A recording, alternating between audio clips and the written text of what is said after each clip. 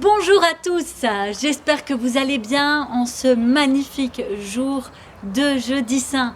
Aujourd'hui, je vous propose de vivre ce que l'on appelle un repas Seder.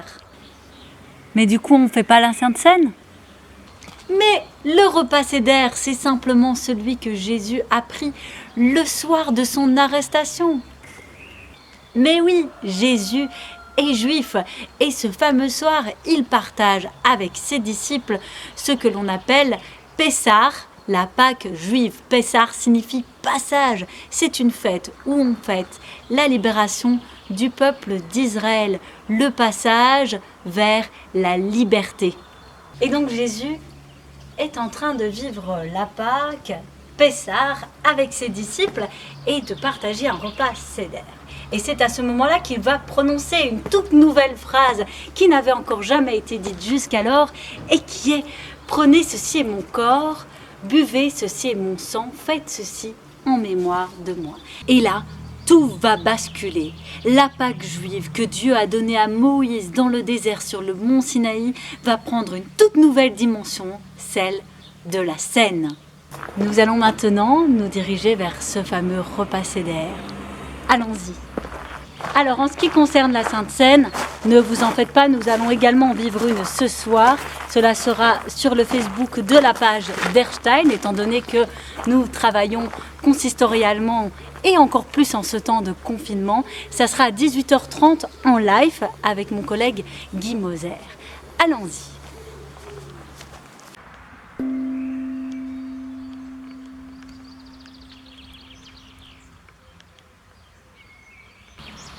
Le repas Seder s'organise autour de différents plats qui rappellent différents moments lors de l'esclavage en Égypte. Ah, l'histoire du prince d'Égypte, c'est ça? L'épicerie, même brillante et colorée, ne voit pas son utilité dans le canevas du grand dessin. Et la pierre qui se trouve tout au sommet d'une montagne imposante croit-elle qu'elle est plus importante que les pierres qui en forment le pied? Comment peut-on voir ce que vaut sa vie? Quelles sont ses qualités? On ne voit rien avec le regard humain. Il faut regarder sa vie à travers le regard divin.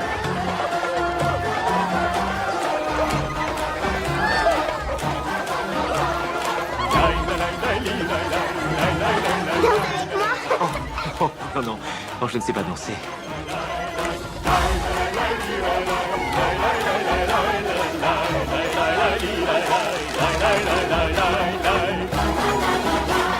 Un lac d'or dans le désert brûlé vaut moins qu'une eau fraîche qu'on boit. Un berger pour une brebis égarée vaut plus que le plus riche des rois. Si un homme perd tout ce qu'il possède, perd-il sa valeur aussi?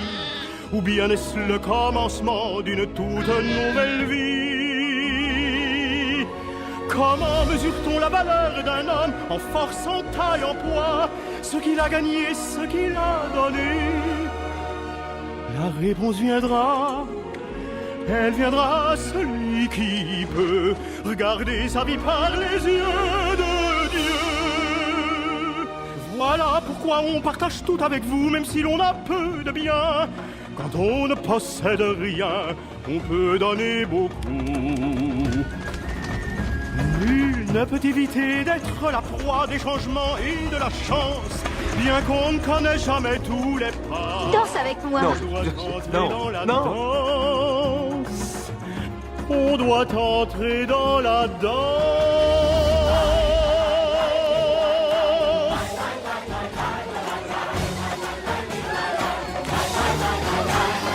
La la la la la la la la la la la la la. Elle est magnifique, hein, cette chanson. Le repas.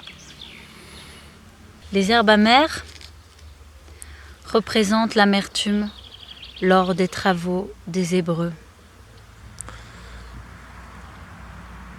La recette, le mélange de miel, de noix et de pommes représente les briques qu'utilisaient les Hébreux lors de leur construction. Le pain sans levain et le pain qui n'a pas eu le temps de monter, de lever. Alors, durant la fête de Pessah, il est de coutume d'enlever toutes sortes de levain dans les cuisines, dans toute la maison.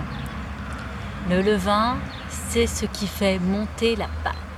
Symboliquement, le levain peut représenter tout ce qui reste en nous et qui, indépendamment de nous, grandit négativement. Alors, ça peut être toutes sortes de choses, l'amertume, les blessures passées, le non-pardon, toutes ces choses en fait qui vont m'empêcher de me sentir et en paix avec moi-même et avec mon prochain et avec Dieu. Toutes ces choses qui sont une entrave en fait à une délivrance personnelle, à une liberté personnelle. L'œuf, la vie et la mort. La vie et la mort vont de pair. L'eau salée fait référence aux larmes qui ont été coulées durant l'esclavage.